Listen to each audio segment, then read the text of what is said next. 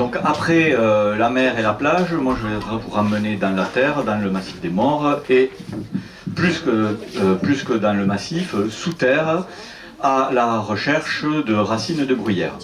Alors ma présence ici est totalement farfelue, si vous voulez, puisque j'ai vraiment aucun lien ou contact scientifique avec ce territoire, mais il se trouve que, travaillant à un livre sur l'histoire du commerce du bois dans les Pyrénées, j'ai trouvé des liens avec le massif des morts. Et c'est ce que je vais essayer de vous présenter aujourd'hui, à travers la recherche de racines de bruyère pour fabriquer des pipes.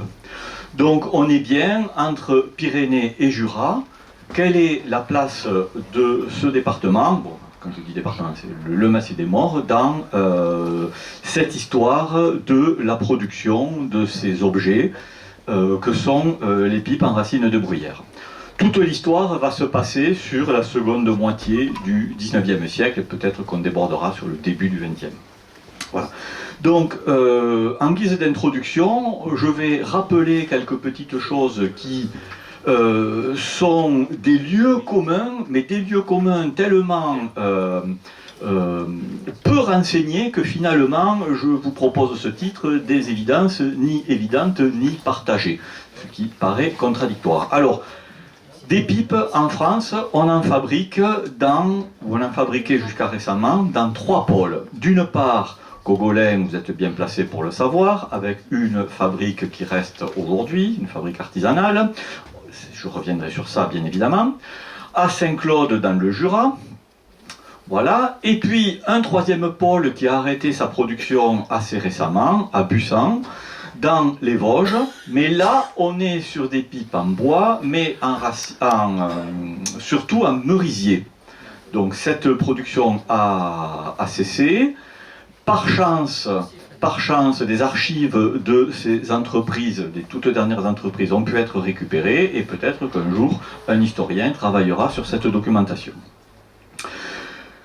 Pour ce qui est de l'origine de l'usage de la racine de bruyère, il faut se ramener à ce livre, qui est une thèse sans en être une, je vais m'expliquer, d'Adrien Billeret, qui s'appelle Saint-Claude et ses industries. Donc voilà la trombine d'Adrien Billeret, et il écrit, page 79, l'adoption de la racine de bruyère, il y a 100 ans, c'est un livre qui date de 1954, pose une énigme. En fait, Adrien Billeret avait tout pour résoudre l'énigme. Mais, vous allez voir qu'il a regardé d'un côté de son espace et pas de l'autre côté. Adrien Billeret, c'est un jurassien, fils d'instituteur, qui devient lui-même instituteur. Il est nommé à Saint-Léonard, du côté de Limoges. À Limoges, il se tourne vers l'université de Toulouse pour suivre un cursus de géographie. Quand il a obtenu ses diplômes de géographie, il part à Paris pour préparer l'agrégation. Vous allez me dire, mais où est le Jura là? Quand il obtient l'agrégation, c'est là que l'affaire commence à être intéressante, il est nommé au lycée Thiers à Marseille. Et il va habiter à Puy-Loubier. C'est un jurassien qui vient d'un monde de montagnes calcaires, et il va passer toute son activité de recherche à s'intéresser aux montagnes calcaires. C'est-à-dire que depuis Loubier, il va travailler sur la Sainte-Victoire, sur le plateau du Cingle, etc. Jamais il ne regardera vers ici. Jamais il ne regardera vers l'Est. Voilà. Donc, il travaille à cette thèse sur Saint-Claude et ses industries, avec de gros chapitres sur l'histoire de la pipe.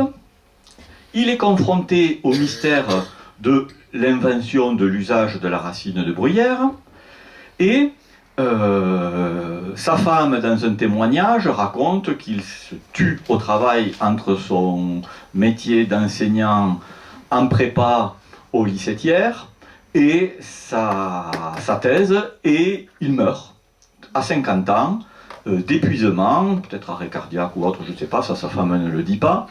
Mais voilà, donc ce monsieur-là, il est passé à 2 doigts de l'histoire. Bon, c'est bien qu'il n'ait pas travaillé l'histoire, parce qu'autrement, j'aurais pas eu, moi, à le faire.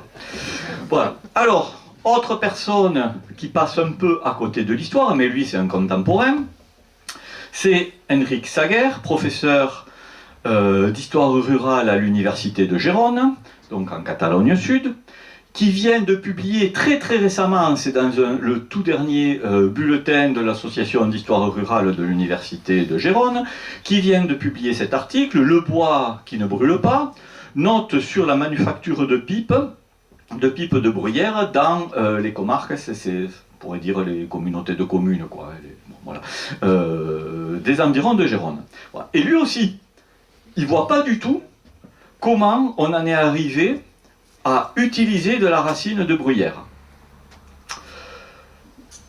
Dans la Catalogne nord, du côté de Perpignan, donc, on a mention de travail de racines de bruyère. On a une rue de Las Pibos à Elne. On a ici, à Boule-Ternaire, une carte postale du début du XXe siècle qui nous montre un atelier de fabrication d'ébauchons. Donc on a ici des femmes qui, armées de petites haches, extraient les cailloux qui sont piégés dans la racine, parce que si on met la racine avec les cailloux coincés dedans sous la lame de la scie, on va de suite abîmer la scie. Bon, voilà. Donc il y a ce travail préalable. Ce travail préalable est souvent féminin, mais pas toujours féminin. Voilà les hommes qui vont extraire la racine. Cette racine, la voilà, une grosse boule surdimensionnée qui pousse, qu'on trouve dans le sol. On va les quarrir, après en avoir extrait les cailloux qui peuvent être coincés un peu partout, comme je vous l'ai dit, et on va fabriquer des ébauchons. Ces ébauchons, ce sont des unités de base dans lesquelles ensuite les pipiers vont fabriquer les fourneaux eux-mêmes. Alors, vous voyez, on a parlé du Jura, on a parlé de la Provence, et puis là, je vous ai amené en Catalogne. Alors, on va de suite faire un petit panorama de la géographie pour poser les lieux, donc ça va être vite, mais c'est nécessaire pour poser les lieux. Alors, le premier lieu, bien sûr, c'est là où nous sommes là. Donc, le massif des Maures, ça, je ne vais pas développer, vous connaissez. Autre lieu, la région de Saint-Claude, ici, sous-préfecture du Jura. Lons-le-Saunier, préfecture, est un peu au nord, à l'ouest. Donc on a un peu partout ici des gens qui fabriquent des pipes, mais aussi qui sont des tourneurs, en particulier de buis, mais aussi qui fabriquent des objets style couvert à salade, hein, c'est-à-dire que ce n'est pas des objets tournés. Et puis on a un autre lieu, un lieu double si vous voulez, d'une part ici en Catalogne Nord, cette zone ici juste au sud du massif des Corbières, avec le massif des Corbières lui-même. Donc on va dire entre Carcassonne et Perpignan, pour situer la géographie. Enfin, dernier lieu qui va intervenir dans notre histoire, c'est la zone d'Oloron-Sainte-Marie, à quelques kilomètres au sud-ouest de la ville de Pau, donc en Béarn. Alors, revenons aux Maures. Dans le massif des Maures, l'invention de la pipe, enfin l'usage ou l'extraction, je vais arriver à le dire, l'extraction de racines de bruyère pour faire des pipes n'est pas une invention locale. Je vous le dis de suite, comme ça au moins vous m'en voudrez immédiatement. Voilà. Les Maures n'ont rien inventé par rapport donc à cet usage. C'est une nouveauté exogène qui a été importée, on va voir d'où, on va voir quand, mais c'est une activité qui va rester toujours marginale dans les Maures parce que la première ressource des terrains, c'est bien le liège. Ça, c'est la première ressource. Et la bruyère n'est qu'un sous-produit des suberets. Donc il est très difficile de percevoir cette activité extractive parce que c'est vraiment pas l'essentiel en termes ni d'hommes qui travaillent, ni d'hommes qui transforment, ni d'intérêt économique. L'intérêt économique premier, c'est bien le liège. Alors, comment j'ai travaillé, si vous voulez, j'ai utilisé les recensements de population. Et en particulier des recensements de 1872, 1876, 1906 et 1911, parce que ces recensements de population indiquent les lieux de naissance. Donc on perçoit la mobilité. Donc ici, Je vous donne un exemple. Dans la commune des Arcs en 1876, on a Juste Monneret, on va le retrouver, Juste Monneret, qui est pipier. Il est né dans la Drôme. Il est marié avec une fille qui est née dans l'Aude. Et avec lui travaillent un certain nombre d'ouvriers qui soit viennent des Alpes-Maritimes, soit viennent de l'Aude, et puis on a même un ouvrier qui vient des Basses-Alpes. Bon, en fait, ça c'est un effet de proximité géographique. Voilà. Donc, ce monsieur, Juste Monneret, qui n'est pas du tout d'ici, hein, est là avec sa femme donc, et 4 enfants qui sont nés dans l'Aude. Donc, ce couple et ses enfants s'est installé aux Arcs de façon assez récente. Donc, ce schéma-là est assez récurrent. On a un couple avec des enfants, une famille, et puis on peut avoir hébergé chez cette famille des hommes célibataires, enfin, qui vivent là en tant que célibataires, même s'ils sont mariés, mais ils ne sont pas avec leur femme. Ce sont des ouvriers qui viennent d'ailleurs, comme aujourd'hui, des ouvriers émigrés vivent ensemble pour une activité salariée plus ou moins ponctuelle, on gagne de l'argent sur un coup, et après on s'en va. Voilà. C'est un schéma classique. Alors, si on cherche des pipiers, donc on utilise ces recensements-là. Voilà l'ensemble des recensements que j'ai utilisés sur donc une bonne quinzaine de communes du massif et sur toutes ces dates-là, en privilégiant, comme je vous l'ai dit, les années 72, 76 et puis 1906, 1911. Quels sont les résultats? Le résultat, c'est ça. Donc, on a une concentration de l'activité de fabrication de pipes, je reviendrai sur l'expression que je viens d'utiliser, fabrication de pipes, dans quelques lieux, à Colobrières, aux Arcs, à Saint-Maxime, à Gonfaron, à La Mole, au Muy et à Cogolin. On peut définir 3 types de présence, si vous voulez. D'une part, une activité qui est ponctuelle, ça dure 10 ans, vous voyez, avant il n'y en a pas, après il n'y en a pas.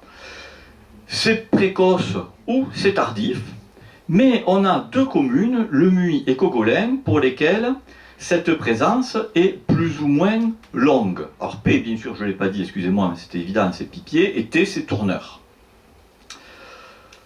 Si on met ce tableau en carte, on arrive à ceci, c'est-à-dire que dans le massif, on a des lieux, alors vous avez la légende ici, en bleu, un trait plein, concentration ponctuelle précoce, voilà, Colobrières, Gonfaron, Colobrières, les Arcs, ce que j'ai dit tout à l'heure, concentration ponctuelle tardive, un trait pointillé bleu, voilà, comme Gonfaron, et puis une activité de plus longue durée, entourée en rouge, on l'a dit, Cogolin et Le Muy.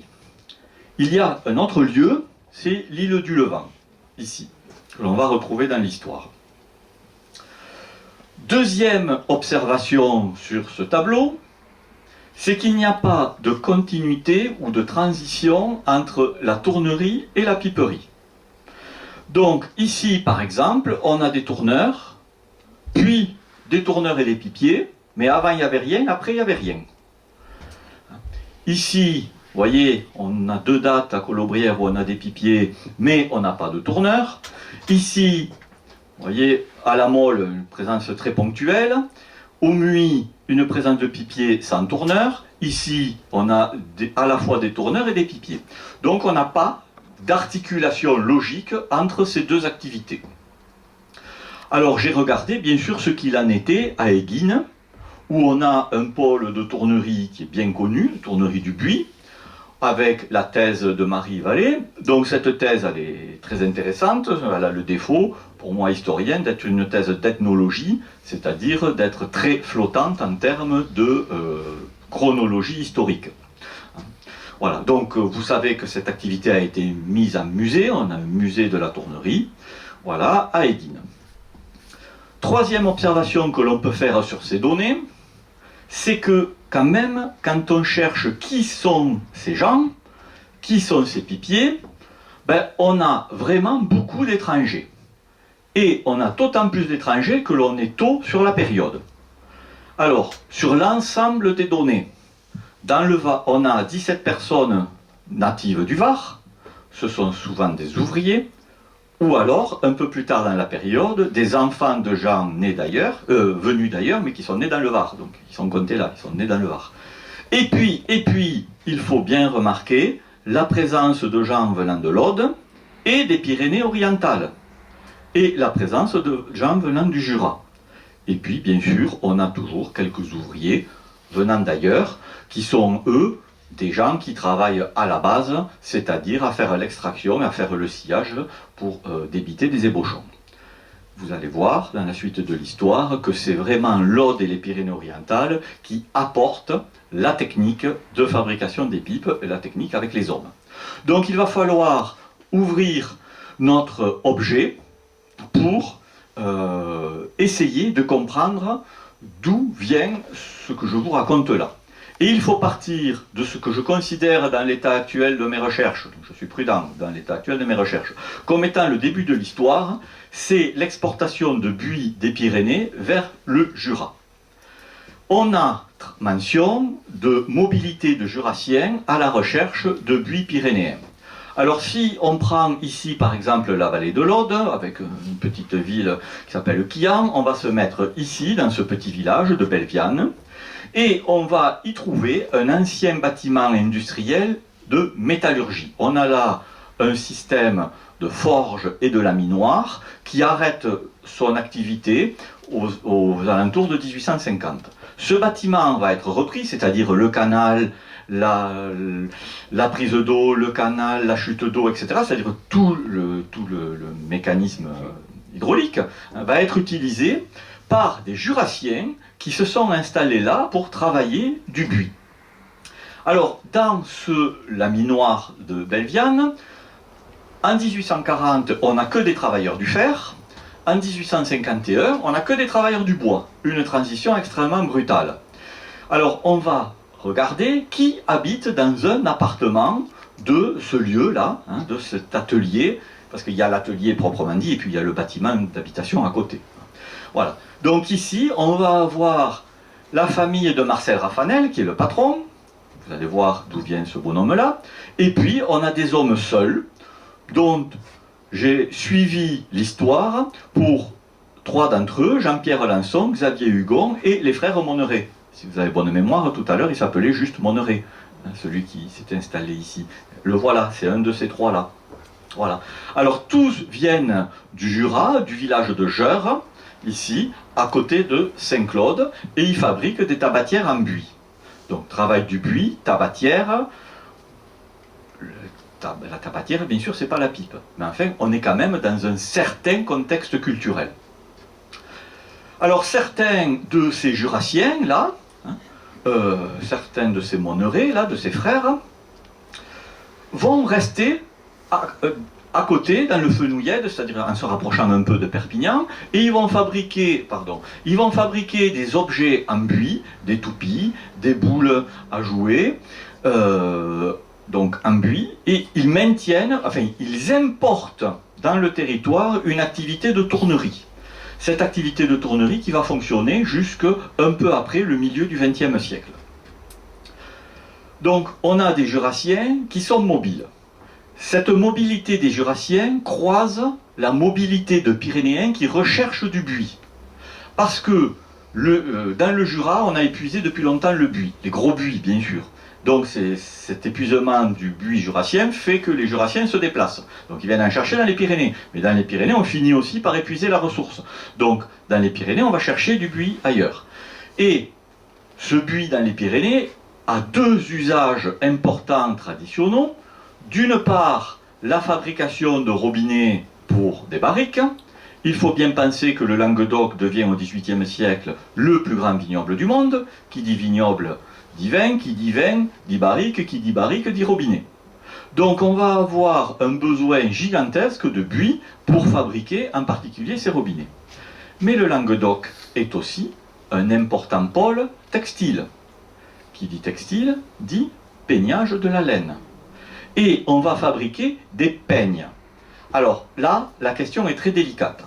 Parce que je suis absolument persuadé, et j'ai des preuves d'archives, que pendant longtemps, ce qu'on appelle les peignes en buis sont des peignes industriels. Mais en même temps, on fabrique des peignes de toilette. Alors des peignes industriels, en buis, on n'en retrouve plus, même dans les écomusées, etc. D'accord ? Par contre, on trouve facilement des peignes de toilette.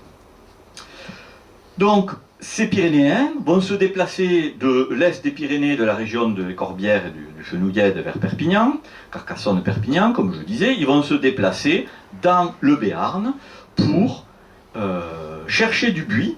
Non seulement ils vont récupérer du buis qu'ils vont ramener là-bas pour le travailler, faire les peignes et les robinets, mais certains vont s'installer ici et se marier ici. Donc on va avoir une mobilité d'hommes de l'est en l'ouest des Pyrénées. Alors, vous allez voir que c'est ça qui va permettre de ramener l'idée de la bruyère. Alors, ces mobilités d'hommes sont connues de l'historiographie, parce que ça fait longtemps que des hommes circulent d'ouest en est et d'est en ouest, et en particulier du Béarn vers les Pyrénées ariégeoises et audoises, pour le transport de capes, ce que l'on appelle les capes de Pontox, qui sont vendues aux bergers, donc les grandes capes de bergers qui sont vendues en Catalogne. Voilà. Donc, comme certains d'entre vous là connaissez Patrice Poujade, je vous ai mis sa trombine, voilà, qui a écrit, ça c'est un livre issu d'une partie de son habilitation à diriger les recherches, donc sur le commerce dans les Pyrénées. Alors, la bruyère là-dedans. Alors en fait, dans l'état actuel de mes recherches, tout part d'un bonhomme qui s'appelle Andrivet de Bougnol. Il est marchand dans le Fenouillède, il est d'origine auvergnate. Cette origine auvergnate, on l'explique facilement. Regardez ici cette flèche. Cette flèche, c'est un commerce assuré par les Auvergnats qui rachètent des biens dans le nord. Alors quand je dis dans le nord, c'est vu d'ici, c'est-à-dire en particulier en Bretagne, hein, et qui vont les exporter en Catalogne. Donc cette circulation d'Auvergnat, de l'Auvergne vers la Catalogne, est connue. Donc ici, un Auvergnat installé en Catalogne qui achète à un moment donné un moulin, ce moulin, le moulin des Perrottes, qui est un moulin farinier, mais, voilà une photo des vestiges actuels du moulin, mais il va y adjoindre une scierie à buis, en 1852. Alors, le lien entre le buis et la bruyère m'interroge. C'est-à-dire que on a certainement la transposition d'un savoir-faire technique appliqué au buis que l'on va appliquer à la bruyère. Parce que pour pouvoir travailler la racine de bruyère, il faut obligatoirement la faire bouillir. Or, quand même, il faut bien voir que faire bouillir un morceau de bois, ça ne relève pas de l'évidence commune. Comment peut-on avoir l'idée qu'il faut faire bouillir du bois pour le travailler? Or, justement, on fait bouillir du buis pour le travailler. Lorsqu'on veut en particulier fabriquer des pièces relativement creuses par rapport à leur diamètre. Bon, un jour, j'ai téléphoné à un tourneur sur buis, et spontanément, il m'a dit « Oh, mais faire bouillir le buis, ça fait partie de notre imaginaire collectif. » Donc lui-même avait fait des tas d'essais avec de l'huile, de l'eau salée, plus ou moins salée, etc. Voyez, parce que si on veut fabriquer un bol, ça va, on peut fabriquer un bol en tournant une pièce de gros buis. Si on veut fabriquer une tasse, la profondeur est beaucoup trop grande par rapport au diamètre et il va y avoir fissuration. Donc l'idée de faire bouillir un morceau de buis pour le travailler peut être transposée facilement à un morceau de bruyère. Et ce fameux Andrivet de Bougnol dont je parlais tout à l'heure, là, ben lui, je sais qu'il va acheter du buis en Béarn, qui le ramène en Catalogne. Et ce serait lui qui aurait amené l'idée du Béarn à la Catalogne, que l'on pourrait aussi traiter de la même façon un morceau de racine de bruyère. Alors ça pose quand même un problème, c'est que ce n'est pas la même espèce de bruyère que l'on a, hein, Erica arborea, que l'on a en milieu méditerranéen, et d'autres bruyères que l'on a hors du monde méditerranéen. Mais peut-être que la technique se transpose d'une espèce à l'autre facilement. Hein. Donc vous voyez, j'ai beaucoup d'interrogations. Voilà, alors on va suivre rapidement l'histoire de quelques-uns des pionniers de cette invention. Voilà, ce sont des colonnes de Boschon.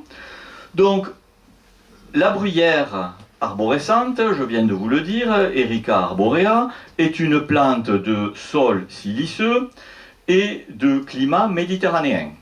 Or, autour de la Méditerranée, les sols sont essentiellement calcaires.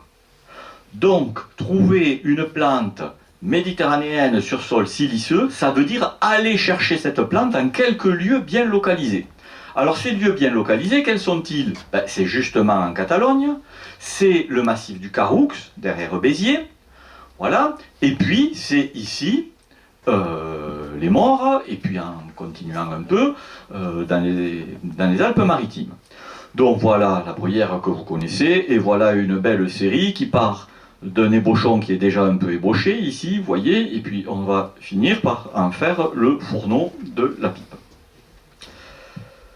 Alors, les Vassas, la dynastie commence par Antoine-Frédéric Vassas, qui est né dans le Caroux, dans l'arrière-pays de Béziers, en 1821, et il se marie à Saint-Paul-de-Fenouillèdes, dans le Fenouillèdes, où il est tourneur en 56. Mais, quelques années après, on le retrouve fabricant de pipes au Muy, où il meurt en 1879, il meurt relativement jeune. Ses deux fils vont pour l'un s'installer à Marseille et pour l'autre s'installer à Saint-Claude. Donc, il contrôle parfaitement l'approvisionnement des fabricants de Saint-Claude, puisque Marseille, c'est un port par où arrive la bruyère d'Algérie, la bruyère de Corse, la bruyère de Sardaigne, la bruyère du Maroc et de Tunisie. Donc, une bonne partie de la bruyère utilisée à Saint-Claude passe par Marseille. Et un des fils contrôle ce négoce. Et l'autre, il est à Saint-Claude et il assure la commande. Il est commissionnaire, c'est-à-dire qu'il rassemble les commandes des fournisseurs et avec son frère, donc, ils font venir. Bon, on a aussi du transport depuis l'Espagne, depuis la Catalogne Sud. Quand je dis Espagne, c'est la Catalogne, hein, assez près de la frontière, par le train. Ça, c'est parfaitement attesté par des archives judiciaires. Je suis allé travailler aux archives du Jura, bien évidemment, et j'ai vu des wagons qui avaient été mal bâchés, qui avaient été mal fermés, etc. L'eau est tombée sur les sacs d'ébauchons, les ébauchons ont été dégradés, donc on a une expertise, on sait exactement où les sacs ont été chargés, où le train, des wagons ont été rajoutés au train, etc., pour arriver jusqu'à Saint-Claude. L'autre pionnier, c'est Salvat. Alors j'ai une mauvaise photo de lui, mais je suis quand même content d'avoir une photo, puisque ce n'est pas le cas de Vassas. Voilà. Alors Salvat, voilà sa signature. Donc lui, il naît sur place à Saint-Paul-de-Fenouillèdes. Il est tourneur en 56, donc exactement en même temps que Vassas. Et puis je vais le trouver sur l'île du Levant en 1864, où il est fabricant d'ébauchons. Puis il va s'installer à Saint-Claude, où il va être commissionnaire en ébauchon, c'est-à-dire qu'il joue exactement le même rôle que le fils Vassas installé à Saint-Claude. Il rassemble des commandes et il fait venir les ébauchons. Alors, les Vassas, eux, ils sont assez immobiles, si je puis dire, au sens où quand ils sont installés quelque part, ils y restent, même s'ils ont un réseau commercial actif, bien sûr. Hein, voilà. En particulier avec l'Algérie. Mais lui, là, il a la bougeotte, Ambroise, et donc il ne va pas arrêter de circuler entre son pays natal, le Fenouillèdes et la Catalogne Nord, et Saint-Claude. Alors voilà, donc il est à Saint-Claude, puis on le trouve à Palalda. Palalda, c'est une commune fusionnée avec Amélie-les-Bains, dans l'arrière-pays de Perpignan, puis il revient à Saint-Claude, puis il revient à Palalda, et là il meurt à Palalda. Vous voyez, c'est un homme qui qui circulent beaucoup. Alors, ces deux pionniers, Vassas et Salvat, se sont-ils unis? Ben, eux, non. Par contre, leurs enfants ont essayé à un moment donné de créer une société commune. Et c'est assez vite la débandade. La société commune ne marche pas du tout. La société est créée pour 7 années et au bout de 2 ans déjà, on la supprime et chacun va retravailler de son côté. Voilà. Donc, il n'y a plus ensuite de création de société pour un négoce qui soit centralisé aux mains d'une grosse famille, deux familles alliées.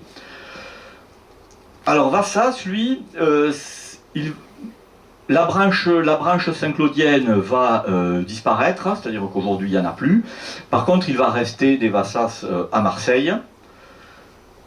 Mais bon, ils ont... comment dire, dans les années 30, l'affaire est pliée, ils ne s'occupent plus du tout de ça. Par contre, les Salvat, eux, vont rester commissionnaires pendant longtemps à Saint-Claude, et ils vont s'installer à Saint-Claude. Il y a même un des fils un des enfants qui va racheter l'organe de presse local, l'organe de presse de l'arrondissement. Donc ça, c'est la preuve d'un vrai ancrage territorial, hein, et de l'implication locale. Voilà, donc ici, on a un courrier en tête. Vous voyez, donc ébauchon bruyère pour pipe, mais regardez, hein, on commence à trouver des matières plastiques, hein, comme la galatite. Voilà, on est ici en 1828. Les matières plastiques viennent concurrencer la bruyère. Parlons maintenant des Courrieux. On va partir d'un petit village des Corbières, Lanette. Alors quand je dis petit village, c'est vraiment un petit village. Et on va arriver à Cogolin. Donc Ambroise Salvat, lui là, il est marié avec Rose Mérou. Et son cousin, à Rose Mérou, il s'appelle Antoine Pêche. Antoine Pêche, comme Ambroise Salvat, il devient tourneur à Saint-Paul. Donc, un individu, là, se déplace à Saint-Paul, qui est un pôle de tournerie, comme je vous l'ai expliqué. Puis, cet Antoine Pêche, voilà, cet Antoine Pêche, il va partir de Saint-Claude et il va se retrouver sur l'île du Levant avec le mari de sa cousine. Voilà. Et puis, de là, il va partir à Cogolin. Donc lui, il va explorer une nouvelle zone d'extraction qui est le massif des Morts. Il est le premier à venir exploiter ici de la bruyère. Mais quand il vient, bien évidemment, il est obligé de faire venir d'autres hommes pour travailler avec lui. Et il va faire venir ses cousins, ses neveux. Voilà. Donc on a ici un couple qui a 2 enfants, Joseph et Marie. Joseph a des enfants dont Antoine Pêche, on l'a dit, c'est la première génération, c'est un compagnon du pionnier Ambroise Salvat, et son père a une sœur, Marie, qui a plusieurs enfants. Marie est mariée avec un tisserand qui s'appelle Jean-Baptiste Courrieux. Ce couple a 4 enfants, dont 3 garçons vont partir avec leurs cousins. Ils vont rejoindre leurs cousins à Cogolin. Et ils vont travailler, tous ces 3, à Cogolin. Un 4e fils va reprendre le métier de tisserand de son père. Il va rester là-bas, en Catalogne. Mais ce couple-là va avoir 4 enfants là-bas dans les Pyrénées-Orientales, dont un certain Jean-Baptiste Courrieux, qui va rejoindre ses oncles et ce cousin plus lointain, à Cogolin. Donc on a des individus qui se déplacent seuls, célibataires, et c'est après qu'ils se marient. Parce que ces trois-là, qui sont nés en Catalogne, ben, ils se marient avec des filles ici, sur place. Voilà. Et lui, il fait la même chose. Il vient jeune travailler avec ses cousins, enfin ses oncles là, hein, et il se marie ensuite ici.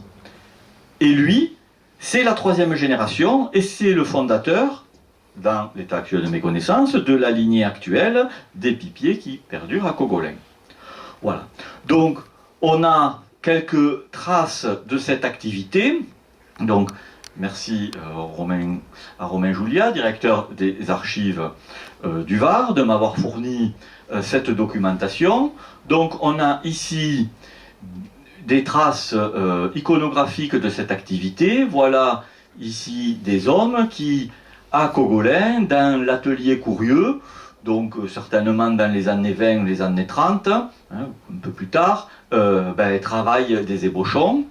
Donc ces ébauchons, je ne sais pas trop ce qu'ils font ici, hein, sur leur bout de bois, là, mais ensuite on a ici un panier rempli d'ébauchons.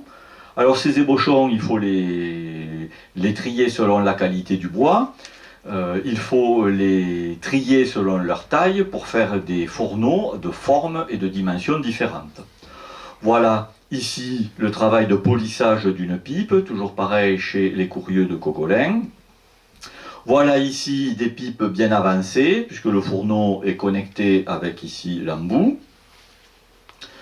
Voilà ici encore, à Cogolin, hein, ça c'est dans les années 70, des tas d'ébauchons qui sont en train d'être travaillés. Alors, que dire en conclusion ? Ma conclusion est bien provisoire, parce que vous voyez que j'ai pu vous raconter un certain nombre de choses, mais j'ai quand même beaucoup de points d'interrogation. Première chose évidente, c'est que le Var n'a pas inventé la pipe de bruyère. Mais le Var est quand même un lieu précoce de prélèvement. C'est-à-dire que le Var va se situer dans une chronologie très étroite, à quelques années près, après la Catalogne Nord. On commence à fabriquer des pipes entières à Saint-Paul-de-Fenouillède dès 1856. Là, j'ai des attestations absolument assurées. Ce sont bien des pipes finies, des pipes entières. Et dans le Var, ça va être vraiment juste quelques années après. Ce Var est un carrefour entre des lieux historiques de production. Le lieu de l'initiation du processus en Catalogne et le lieu de massification du processus qui est le Jura. Dans le Var, on va fabriquer des pipes finies, ce qui n'est pas d'une grande évidence, puisqu'il y a plein de lieux qui ont fabriqué des ébauchons, mais jamais des pipes finies. Donc des lieux de fabrication d'ébauchons, il y en a plein. Ça s'est multiplié, mais c'était des fabrications ponctuelles dans le temps, c'est-à-dire qu'on exploite, on prend toute la racine disponible, puis après on part ailleurs exploiter la racine disponible. Mais des endroits où des familles se sont installées pour fabriquer des pipes finies, il n'y en a quand même pas beaucoup. Voilà. Et puis il reste un atelier aujourd'hui, ce qui est remarquable. Voilà. Alors, c'est quand même un processus difficile à percevoir en termes de recherche historique, parce que vous avez vu que ces hommes, ils sont très mobiles. Ils sont quelques années là, quelques années là, quelques années là. Donc, pour les percevoir, c'est quand même compliqué. Voilà. Et on multiplie les lieux qu'il faudrait étudier. C'est pas facile. Ensuite, les produits unitaires, les ébauchons eux-mêmes, sont des objets à très faible valeur unitaire. Un ébauchon, tout bêtement, c'est un bout de bois scié en cube, parallélogramme. Bon. Donc, comme ça a une valeur économique faible, ça passe rarement dans les statistiques industrielles. On voit peu de traces de choses qui ont peu de valeur. Et puis, il y a dans ces statistiques industrielles une confusion récurrente entre l'idée d'ébauchon et l'idée de pipe finie. C'est-à-dire que des statistiques industrielles qui vous disent qu'on fabrique des pipes, vous en avez plein. Mais quand vous creusez, vous apercevez qu'on ne fabrique pas des pipes, qu'on fabrique des ébauchons et que ces ébauchons, on les exporte dans un lieu de fabrication. Ah, c'est pas du tout la même chose. C'est pas la même valeur ajoutée au produit. Entre un truc intermédiaire et un truc fini, c'est pas pareil. Cette bruyère, je vous ai dit, on va la trouver dans le même type de milieu que dans la suberaie. Et la valeur principale du terrain est fournie et délivrée par le liège. Donc la bruyère, c'est qu'une espèce de sous-produit de la suberaie. Alors forcément, quand il y a des adjudications, que des gens passent des adjudications avec les eaux et forêts pour obtenir le droit d'exploiter un terrain, ben, cette exploitation, c'est d'abord pour le liège, et puis ensuite on peut avoir par derrière quelqu'un qui vient chercher la bruyère. Voyez? Donc c'est difficile à percevoir. Voilà, et puis dernier point de difficulté, c'est que ce sciage ne mobilise pas une scierie qui est dédiée. On peut avoir une scierie à bois quelconque dans laquelle on va mettre une lame pour débiter des ébauchons pendant quelques années. Et puis ensuite, ben, cette lame elle sert à autre chose. Donc forcément, il n'y a pas un atelier spécifique dédié au sciage des ébauchons. Ça se fait quelque part. Alors soit c'est des petites unités mobiles qu'on installe sur un torrent, on scie pendant 1 an, 2 ans, 3 ans, et puis ensuite on démonte et on va ailleurs, soit on scie dans une des scieries du territoire. Donc c'est assez compliqué à percevoir. Voilà, j'en ai terminé. Vous voyez qu'il y a beaucoup de points d'interrogation, mais peut-être aussi qu'il y a quelques éléments nouveaux pour vous. Je vous remercie.